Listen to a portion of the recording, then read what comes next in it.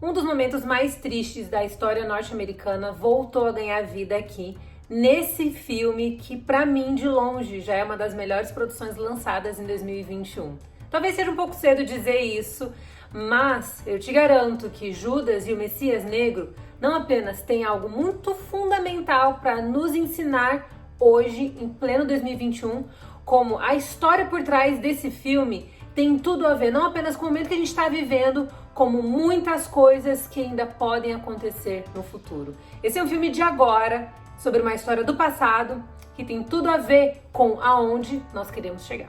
Vem comigo. Fala, meus queridos, aqui é a Rafa Gomes, estou muito feliz de estar aqui com vocês hoje, falando sobre Judas e o Messias Negro, uma produção que eu tive a oportunidade de assistir em primeira mão na premiere mundial no Festival de Sundance, no início de fevereiro. E antes da gente se aprofundar nessa produção, é claro que eu quero te convidar para se inscrever aqui no canal. Aproveita que você já chegou até aqui e clica nesse botãozinho aqui e não se esqueça de me acompanhar nas redes sociais, lá no Instagram, no @Rafa Gomes, e lá no Facebook, no Rafa Gomes Cinema. Conteúdo exclusivo de redes sociais. Pois bem, vamos falar sobre essa produção que é uma cinebiografia que acompanha a história trágica de duas pessoas que acabaram tendo um dos encontros que marcou não apenas a história do movimento negro nos Estados Unidos, mas como até hoje segue como um dos momentos mais delicados e tristes da história norte-americana. Eu tô falando aqui de William O'Neal e Fred Hampton. Se você não sabe, Fred Hampton foi o presidente e o líder dos Panteras Negras. Aqui a gente tem do outro lado William O'Neal, também conhecido como Billy, que foi o cara que era um informante do FBI e que eventualmente acabou assassinando Fred Hampton aos 21 anos de idade, de uma maneira bem covarde e bem triste. É uma produção que foi dirigida pelo Shaka King, que é um diretor que eu particularmente aprendi a admirar ainda mais por conta desse trabalho. Ele também coassina o roteiro aqui e é um filme que não apenas fechou o Festival de Sundance na parte de estreias mundiais, como também é um filme que já teve destaque lá no Globo de Ouro, conquistando uma estatueta na categoria de melhor ator coadjuvante por Daniel Kaluuya, que vive aqui o Fred Hampton. E já no papel do Will O'Neal, a gente tem aqui o Lakeith Stanfield, que é um ator que tem crescido cada vez mais. As suas maiores participações são, obviamente, no cinema independente. E essa produção é uma produção lindíssima. O que eu mais achei incrível no filme foi o equilíbrio no seu roteiro, que não se adentrou em questões políticas, mas preferiu se ater exatamente aos fatos ligados a tanto O'Neal e, é claro, Fred Hampton. Essa produção não é uma cinebiografia do líder dos Panteras Negras, como muitos veículos estavam noticiando, e também não é uma cinebiografia da história do O'Neal, que foi o assassino do Fred Hampton. Na verdade, essa é uma cinebiografia sobre um hiato no tempo, é sobre um momento específico e o filme se atém absolutamente a isso. E eu adorei isso, porque não apenas o filme teve um foco muito determinado do começo ao fim, como soube desenvolver isso com muita sabedoria e maestria, entregando uma produção que no final das contas faz com que a gente não apenas reconheça a importância desse líder, como faz com que não apenas um momento tão importante da história seja resgatado, como também faz com que a história de um homem fundamental para o movimento preto também seja resgatada e seja, depois de mais de 50 anos, valorizada e, é claro, consagrada. E o filme aqui, ele é muito equilibrado, não apenas nessa questão, é também muito equilibrado na hora de tratar o personagem do William O'Neal, porque, gente, embora ele tenha sido realmente uma figura muito controversa e que também tem um papel terrível nessa história, né? Ele foi o algoz do Fred Hampton, ele também é um homem que estava de um outro lado do racismo. Ele também não apenas, embora ele tenha vindo de um background muito complicado e que também era um cara que tinha cometido delitos que realmente iam mandá-lo para a prisão, existe todo um contexto sociocultural e político por trás de quem ele é, e o filme tenta ser muito diplomático, didático e também muito clínico cínico ao tratar isso. Não se aprofunda demais nessa questão, mas vai o suficiente pra gente conseguir entender que o O'Neill aqui não é uma figura vilanesca, preto no branco, como muitas vezes a gente vê no cinema, sabe? Essa aqui não é uma cinebiografia que escolhe o seu mocinho, escolhe o seu vilão e pinta eles dois de forma bidimensional. Não, a gente vai ver aqui personagens que são muito complexos e até a forma como a gente encara o William O'Neill é completamente diferente. E isso se dá, obviamente, pelo roteiro aqui que foi coescrito pelo Shaka King, porque é um roteiro que não apenas tenta ser correto na hora de relatar os fatos, se atendo de vieses políticos, que eu particularmente acho que foi a melhor escolha, muito mais sábia e muito mais correta também, como ele também mostra o William O'Neill como um homem comum,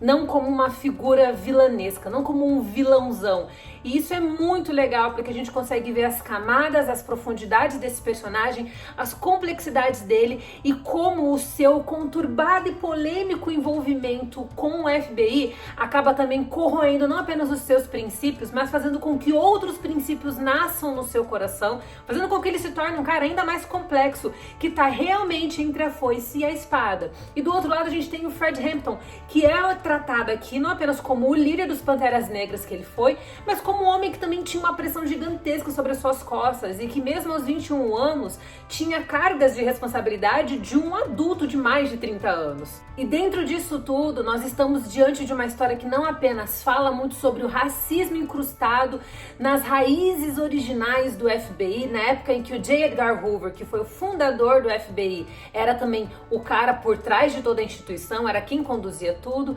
assim como a gente consegue ver também as disparidades sociais existentes naquela época. É um filme que não apenas é uma aula de história para todo mundo, como mostra também que por mais que você mate um líder de uma revolução, a revolução, quando ela é genuína, nunca morre. E isso me lembrou muito de uma passagem da Bíblia, que é o livro de Atos, no capítulo 5, em que os apóstolos são presos por pregar o evangelho e depois, quando um sinédrio decide se reunir para avaliar toda essa questão, um fariseu chamado Gamaliel acaba falando que se a mensagem que esses apóstolos pregam é realmente a verdade de Deus, não há nada que o homem possa fazer que vai impedir isso, porque se for de Deus mesmo e se esse Deus é verdadeiro,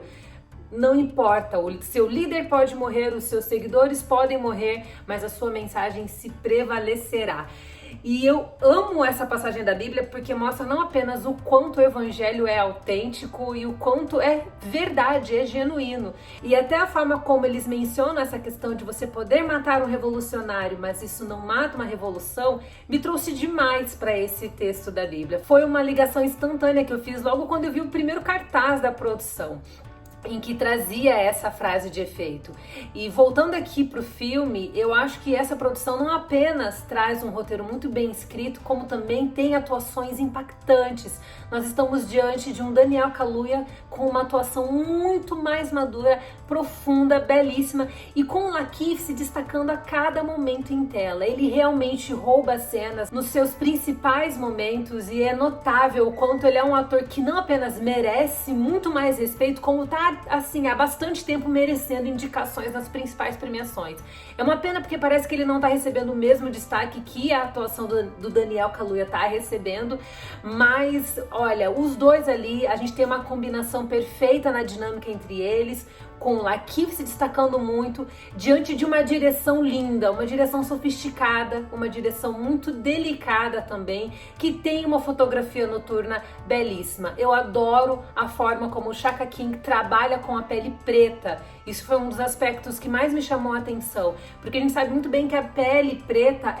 reflete a luz. Então, se você não souber equalizar a luz corretamente, é claro que na hora de você filmar uma pele preta, você vai provavelmente tirar o brilho dela ou deixar a pele estourada na tela. E ele consegue fazer isso com precisão. Como um cineasta que também é um homem preto, né? Ele soube trabalhar muito bem com todas essas nuances que a gente vê em tela. São diversos tipos de tonalidades ali, expressas em cada um dos atores, dos personagens, e a gente vê todo esse trabalho técnico de equalização, né, de equilíbrio nas cores, muito bem executado mesmo. Judas e o Messias Negro já foi lançado aqui no Brasil, foi lançado no final do mês de fevereiro. Tá disponível para você já conferir nas telonas. Se você ainda não assistiu essa produção, você precisa assistir, porque ela traz debates muito profundos a respeito do racismo e consegue fazer com que uma história nascida no final dos anos 60 não apenas permaneça extremamente viva, como também extremamente fundamental para que a gente possa traçar um futuro diferente,